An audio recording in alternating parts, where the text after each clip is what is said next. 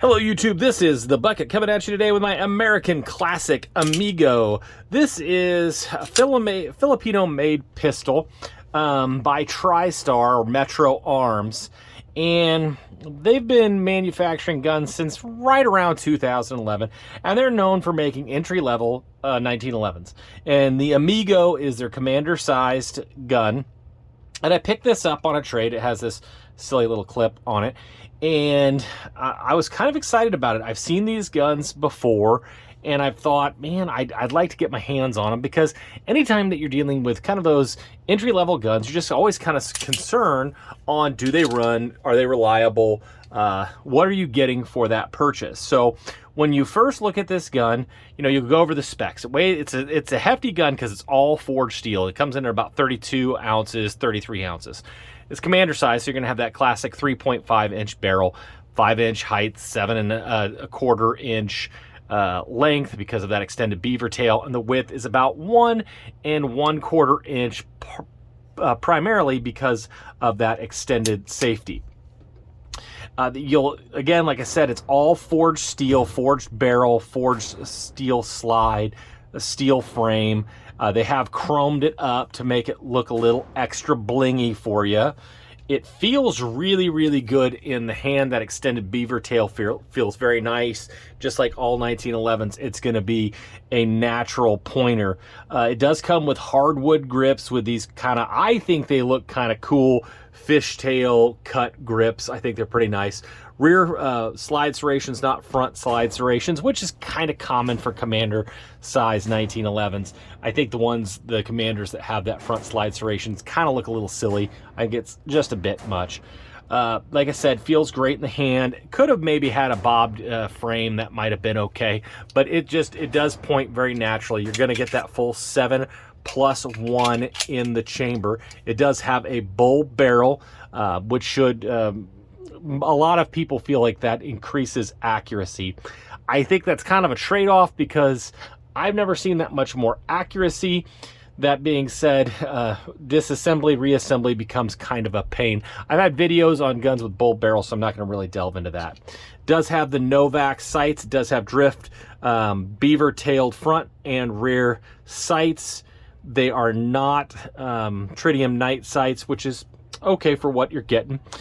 A lot of these Filipino 1911s are known for using MEM parts, which is injected metal, not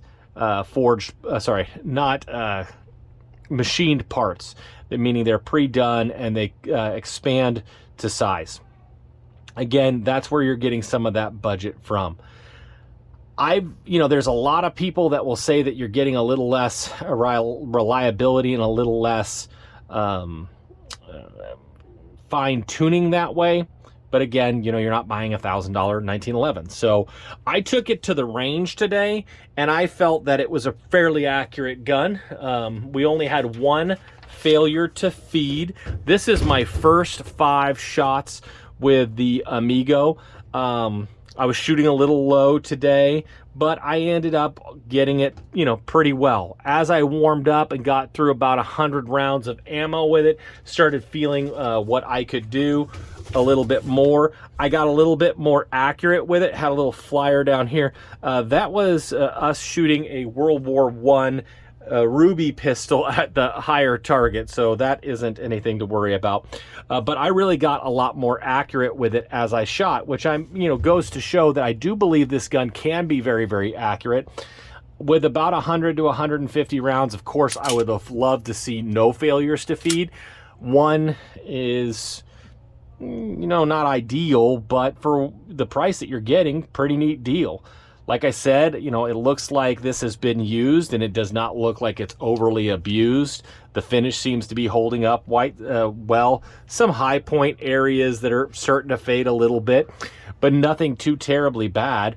I think, between this and maybe a Rock Island, I feel like you're getting a lot more gun than what you would from a Rock Island.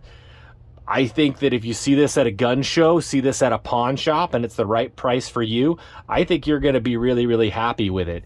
The Shorty ended up enjoying shooting this one as well, and that wasn't as good as his 5-inch Colt by any means, but it was not 5-inch Colt prices either. So If you're thinking about this gun, I definitely would not poo-poo it. These retailed new for around that $580 to $600. So if you're in this gun for around that $500 mark, maybe a little less, you know, I think you're doing really pretty well. I think you're going to enjoy this particular gun. This is a lot of 45 ACP for not a whole lot of cost. The only real thing that I would say that I was a little bit nervous about is this safety is tactile and it's nice, but I felt like it popped up a little easy. So if you're thinking about carrying it, make sure you have a good holster. Make sure that you're really taking your time and keeping an eye on whether or not you're engaging that safety or disengaging that safety without meaning it. Just something to keep an eye. I'm probably not going to carry this to test that out, but if you're thinking about it, just something to keep your eye on. I do want to thank everybody for supporting the channel. We just keep growing every single day, and I could not be doing it without all the support from all my subscribers. All the likes, all the comments are really well appreciated. And as always, you stay classy, YouTube. Little baby bucket, do you want to live in California? No. Why? Because I'm not a compliment.